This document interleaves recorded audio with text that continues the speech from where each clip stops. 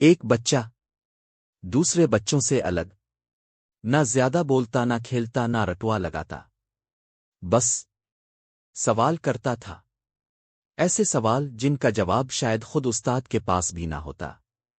استاد غصے سے کہتے، یہ ہر وقت خوابوں میں کھویا رہتا ہے، کچھ بھی سیکھنے کی صلاحیت نہیں ہے، ہمیں اس کے ساتھ مزید وقت ضائع نہیں کرنا۔ اور پھر ایک دن اسے اسکول سے نکال دیا گیا۔ استاد نے ایک بند لفافہ اس کے ہاتھ میں تھمایا اور کہا، یہ اپنی ماں کو دے دینا۔ وہ خاموشی سے گھر پہنچا، خط اپنی ماں کو دیا۔ ماں نے خط کھولا، پڑھا، کچھ لمحے ساکت رہی، پھر بیٹے کی طرف دیکھا، مسکرا کر کہا، انہوں نے لکھا ہے کہ آپ کا بیٹا ایک غیر معمولی بچہ ہے، ہمارا اسکول اس کی ذہانت کو نہیں سنبھال سکتا، براہ کرم اسے خود گھر پر پڑھائیں۔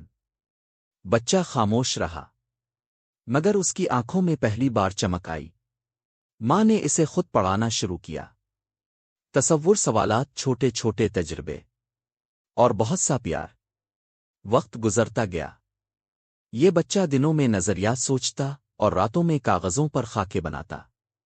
ایک دن اس نے اپنی ماں سے پوچھا، کیا روشنی کی رفتار سے تیز کچھ ہو سکتا ہے؟ ماں حیرت سے مسکرائی اور کہا، تم سوال بڑے عجیب کرتے ہو، لیکن خوب کرتے ہو۔ سالوں بعد دنیا کے سب سے بڑے کانفرنس ہال میں وہی بچہ اب ایک بوڑھا شخص بن چکا تھا۔ ہزاروں لوگ اس کی باتیں سنتے، یونیورسٹیز میں اس کے خیالات پر تحقیق ہوتی، اور بچے اسے ایک آئیڈیل مانتے۔ ایک دن جب وہ اپنی پرانی چیزیں سمیٹ رہا تھا، اسے ایک بوسیدہ لفافہ ملا، وہی بچپن کا خط۔ اس نے اسے کھولا اور اصل الفاظ پڑھے، آپ کا بیٹا ذہنی طور پر کمزور ہے، ہم اسے اسکول سے نکال رہے ہیں۔ وہ خاموشی سے بیٹھا، خط کو دیکھا، پھر آسمان کی طرف نظریں الفاٹے اور آہستہ سے مسکرایا، ماں، اپنے میرے لیے جھوٹ نہیں، میرے لیے مستقبل بانا تھا۔